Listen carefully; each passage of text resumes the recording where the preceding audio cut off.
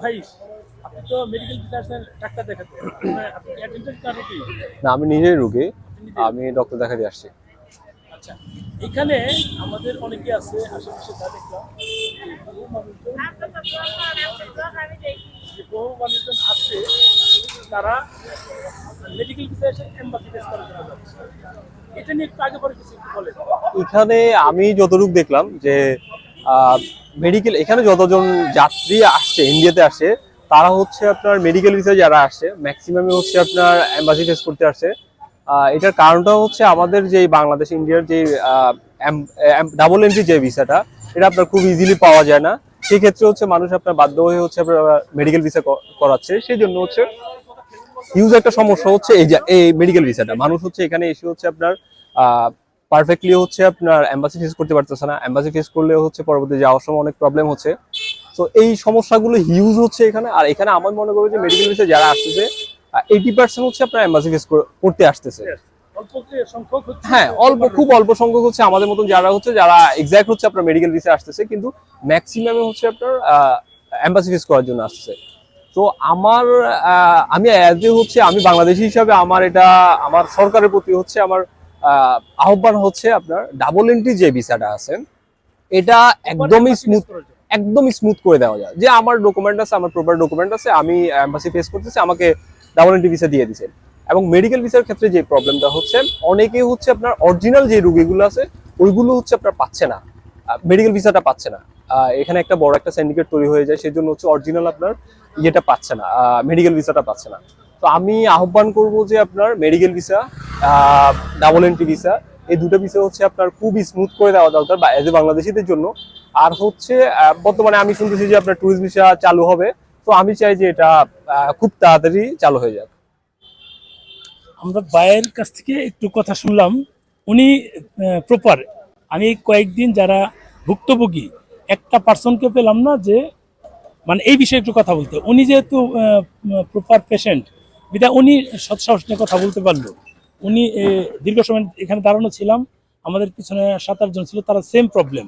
যেমন ম্যাক্সিমাম হচ্ছে, আমি একটু ভাঙ্গায় বলি, দালাল যারা আছে, সোজা কথা, এই যারা ইউরোপে নেওয়ার জন্য এজেন্সিগুলো আছে, লোকজনের দালালি বলে থাকে, মেন পাওয়ার আদম ব্যবসা যারা করে, এরা আমাদের বাংলাদেশের মানুষদেরকে টুপ ফালায়, 14,000-15,000 ইউরো দিয়ে টুপ ফালায়।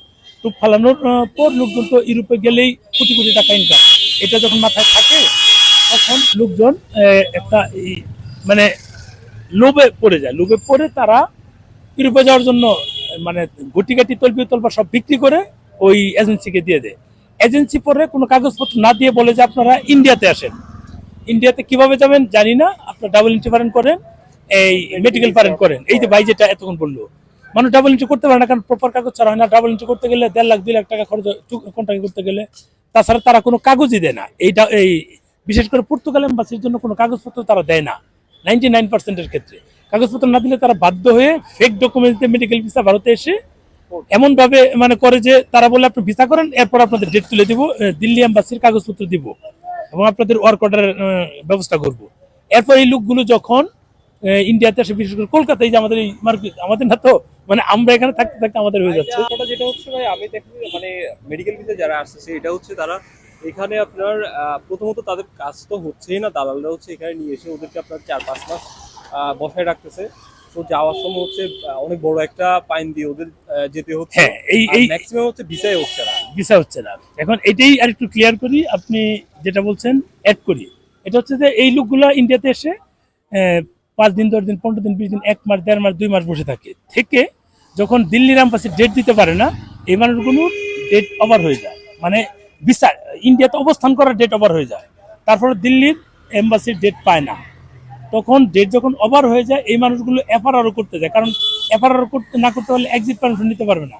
একটা জিনিস খেয়াল করবেন, এখানকার এই মানে এজেন্সিগুলো, এই বাটপারগুলো এমন ভাবে কাজ করে, ওর আগে এদের ভিসা নেয়, কপি নেয় যে কবে ডেট আছে, শেষ হচ্ছে ধরেন ফেব্রুয়ারি মাসের 25 তারিখ ভিসার মেয়াদ শেষ হবে, আর ওদেরকে একটা ফেক ডেট দিবে দিল্লি এম্বাসির ডেট, সেটা মার্চ মাসের 10 তারিখ বা 12 তারিখ বা 9 তারিখ।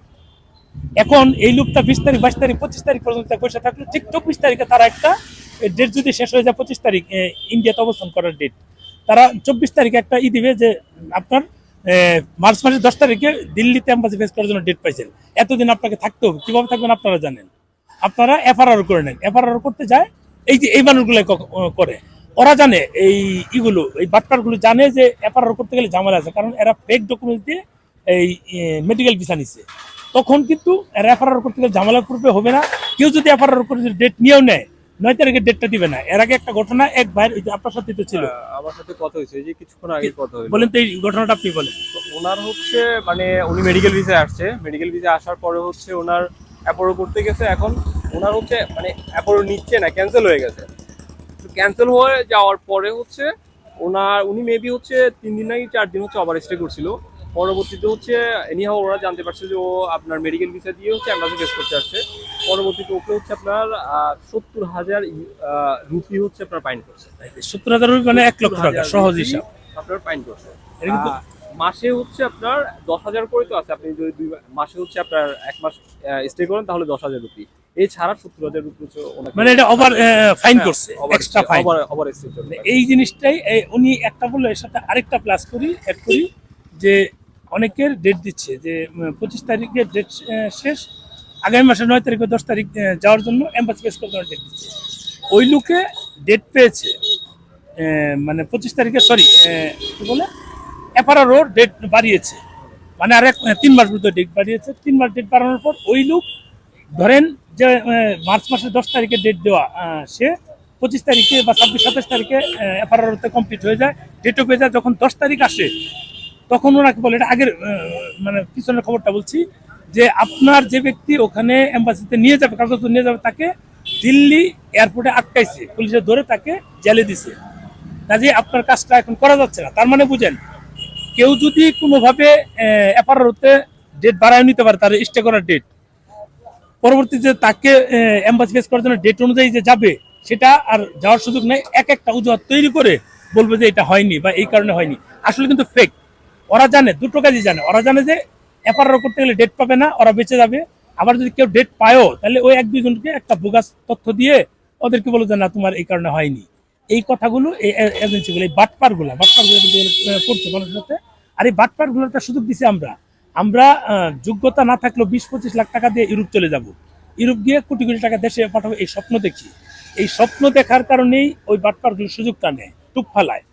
এটা এখন কি বল, ভাই তো বললো যে এইটা আসলে আমরা এটা আমাদের আমি মনে করি যে ধরেন আমাদের ডাবল এন্ট্রি যে বিষয়টা আছে ওটা একদমই স্মুথ করে দেওয়া উচিত। যে আমি সরাসরি হচ্ছে আমি এমবাসিতে যাব, আমি বাংলাদেশ এমবাসিতে যাব, আমি আমার পেপার সাবমিট করব, আমি ভিসা পেয়ে যাব। আর হচ্ছে মেডিকেল বিষয়ের ক্ষেত্রে এটা সেম হওয়া দরকার। কিন্তু এটাতে আমি সবচেয়ে অবাক হই যে মানুষ 1.5 লাখ টাকা 2 লাখ টাকা দিয়ে ভিসা করতেছে। এখন সে অপারক কি করবে? ইভেন এখানে হচ্ছে আপনার যারা অরিজিনাল রুগী তারা হচ্ছে আপনার নরমালি স্মুথলি আপনার ভিসা পাচ্ছে না, কারণ এটা তো আপনার কন্ট্যাক্ট হয়ে গেছে। সেজন্য হচ্ছে তার অরিজিনাল রুগী যারা তারা ভিসা পাচ্ছে না, ঝামেলায় পড়তেছে। এই সব কারণগুলো আমি মনে করি স্মুথ করা দরকার। আর রিসেন্টলি আমি শুনলাম যে ট্যুরিস্ট ভিসাটা হচ্ছে চালু করার একটা প্ল্যান আছে। তো আমি মনে করি এই জিনিসগুলো আসলে স্মুথ করা দরকার। সব বাংলাদেশীদের জন্য এই ট্যুরিস্টটা খুব গুরুত্বপূর্ণ। এই জিনিসটা খুব গুরুত্বপূর্ণ, মানে খুব সহজ করা দরকার যে আমি আমার প্রপার পেপার আছে আমার কাছে, আমি এমবাসিতে যাচ্ছি, আমি ভিসা হয়ে যাবে। জিনিসগুলো এরকম করা উচিত। সেটাই। ঠিক আছে, থ্যাংক ইউ ভাই, থ্যাংক ইউ। ওনার সাথে কথা বললাম, উনি নিজের থেকেই কথাগুলো বললো, কারণ এখানে হচ্ছে এখানে হোটেলগুলো ভর্তি, কারণ সব পর্তুগাল এম্বাসি ফেস করার জন্য লোক এসে বসে আছে। পর্তুগাল এম্বাসি ফেস করার জন্য মানে প্রচুর মানুষ, মানে অন্যান্য আপনার পোল্যান্ডের জন্য দেখলাম যে আপনার আমি যখন খাওয়া দাওয়া করতে যাই তখন আসলে দেখতে অনেক বাংলাদেশি সাথে দেখা যায়। তো এই জিনিসগুলো অনেক সাফার করতেছে মানুষ।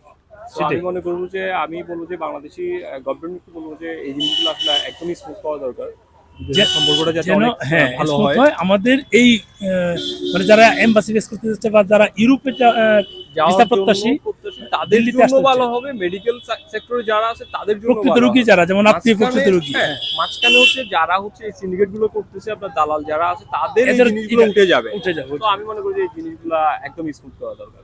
থ্যাংক ইউ ভাই, ভালো থাকবেন। আপনারা যারা শুনলেন শেয়ার দেন।